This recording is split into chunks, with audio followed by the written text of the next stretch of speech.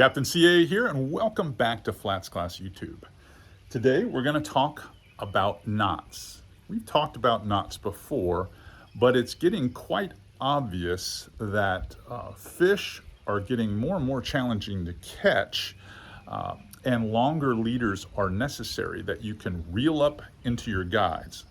But I'm talking about knots that are super small and easy to tie. Now, you already know about the best knot, which is the modified Albright. Now, look at this picture right here. These are the knots we're going to talk about. One is the modified Albright, and that's the one that is the lowest one, closest to the swivel. The second one here is the Red Phillips knot, another very, very small knot that can roll up into the guides. Now, I use these on my charter rods quite often. If you'll check the link below, you'll see the video on the modified Albright knot. But we're going to talk about the Red Phillips knot today. But you can see with the scale right here how small these knots are comparatively to a very small swivel and to a brand new shiny penny. So these are the knots that I recommend you should start using. So let's tie that Red Phillips knot and see what we're doing here.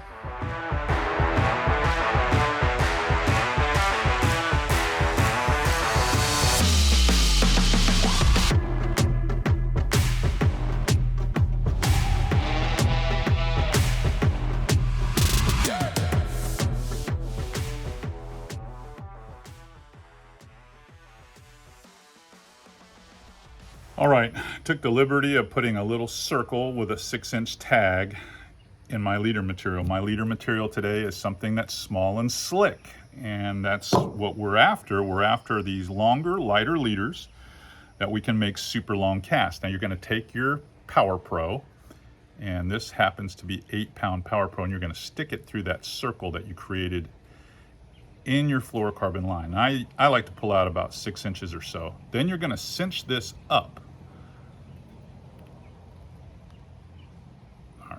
So now I've got a little overhand knot in my line, and that creates a jam is what it does. It's important that your main braid is this way now, and now you've got your tag of your braid, and you've got your tag of your fluoro and your entire fluoro leader on this side. I'm going to pinch in here, and all I'm going to do is make a uni knot, okay? So I'm going to come around here, and I'm going to go through here 7 times. 1, 2, 3, 4, 5, 6, 7.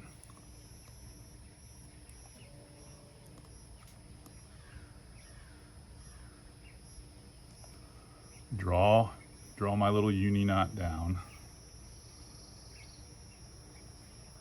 So it should look something like this at this point. And I might have to pull on my little fluoro tag here to get that tight.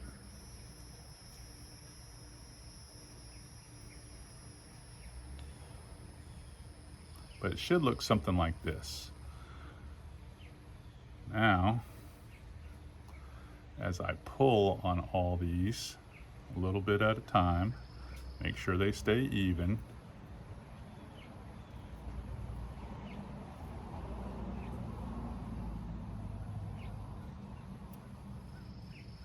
So you get them closer together, and I like to pull on everything to make sure everything's tight.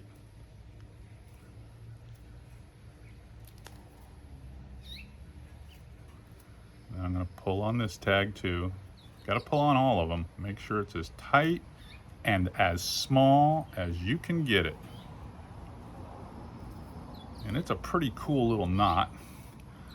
So before you cut any tags, it's going to look like that, which is pretty doggone small, okay? It's a pretty small knot. I know it's hard to see in the camera, that's why I wore this contrasting color shirt. But it's tiny. It's the same knot that I'm going to show you with the penny and the swivel that I'm going to use for scale. Now you can cut this super tight, this knot. Super tight. It's a simple, quick knot that you can tie, and it's called the Red Phillips knot. Now, I first learned about this knot through a fellow Shimano guide named Captain Jay Withers. And I started using it with clients to see if I could test it going through the guides, because a lot of my knot systems, leader-wise, are 5 feet now. We're going to talk about that right now. Go ahead and look at the picture one more time. The lower knot, okay? The lower knot is my modified Albright, which I trust implicitly. And the upper knot is this knot.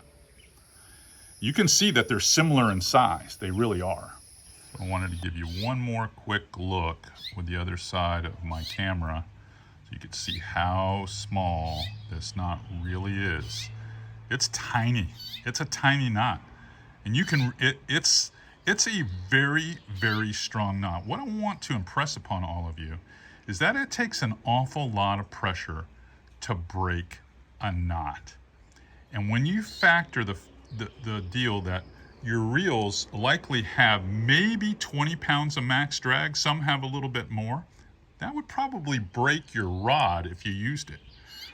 Most of us are only employing half the drag of the reel, which makes all of these small knots more than strong enough to stop fish when you really think about it. We're going to do a video on that as well.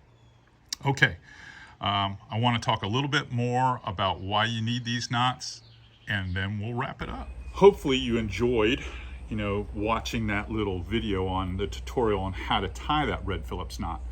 Now, I slowed that down quite a bit so that you could see how I was tying it. And also, I'm trying to hold it so that that camera can focus on it. Generally, it literally takes me about 40 seconds to tie that knot at best. 40 seconds, and that's if I'm taking my time. It's basically an overhand jam knot, then a uni knot that backs into it, and that's it. That is it, and it's a tiny, tiny knot. It is more simple, or it is definitely more simplified than tying a modified Albright that I've taught you in that video that's going to be in the link below. But between the two knots, they're fantastic. And to be able to roll that through these guides quite easily, maybe some of you will say, well, sometimes I use 20 and 25 pound tests, but what if I have to catch snook and I need 30 or 40 pound leader? Well, that's what I did here. Here's my Red Phillips knot on 25. And look how long this knot is for first. I'm 6'5". I got quite the wingspan, okay?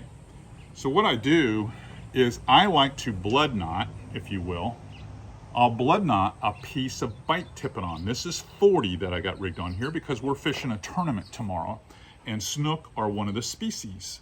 So I'll tie on about a foot of bite tippet at the end, and that gives me a 6-foot leader that they're going to be able to throw, because I'm fishing the girls tomorrow. They'll be able to throw into trouble and be able to reel this out. This system for me works fantastic. Whether I'm using the modified Albright or using the Red Phillips knot, both those knots go through the guides so easy, and you can always add length with a little bit of bite tippet. That allows you to use those 20 and 25 pound leaders and keep these knots really small to go through these guides. A few of you will even say, well, why not tie the FG knot? Here's the problem. The FG knot works good with certain line diameter leaders, and with others, it doesn't play nice at all.